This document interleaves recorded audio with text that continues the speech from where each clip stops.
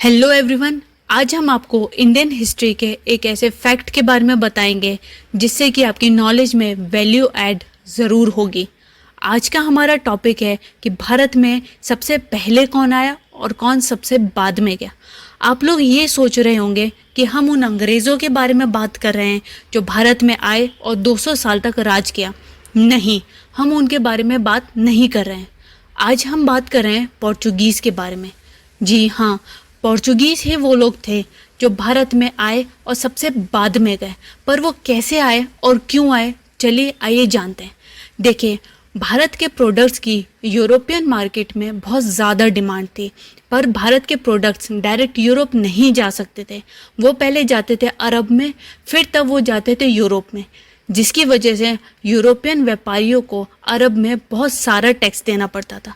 उसी टैक्स को बचाने के लिए उन्होंने एक दिन ये सोचा कि क्यों ना हम भारत से डायरेक्ट ट्रेड करें।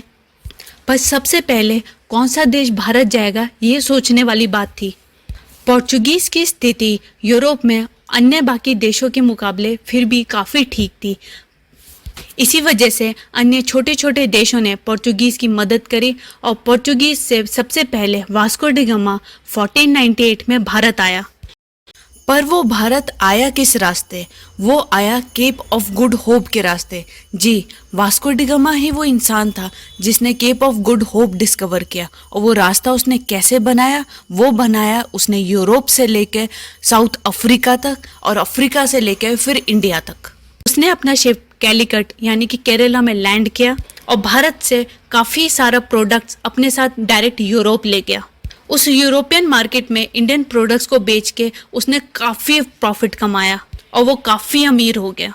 पर उसका लालच यहीं नहीं रुका, वो इंडिया दोबारा आया। वास्को डी गामा एक बार नहीं 2 बार इंडिया आया। दूसरी बार वो आया 1502 में और इस बार वो और भी ज़्यादा प्रोडक्ट्स ले गया, जिसकी वजह से वो यूरोप में बहुत अमीर हो गया। उसका देखा देखी और यूरोपियन मर्चेंट्स को भी इंडिया आना था। पोर्चुगीज़ के बाद आए डच, उसके बाद आए इंग्लिश, जिसको आज हम ईस्ट इंडिया कंपनी या ब्रिटिशर्स के नाम से जानते हैं। वो 1600 में इंडिया आए और उनके बाद आए फ्रेंच। वो इंडिया में रहे 1954 तक। पोर्चुगीज़ के डिक्लाइन के बाद राइज हुआ ईस्ट इंडिया कंपनी का और उसके बाद हुआ ब्रिटिशर्स का, जो 1947 तक इंडिया में राज करते रहे और आखिरकार भारत को छोड़ना ही पड़ा।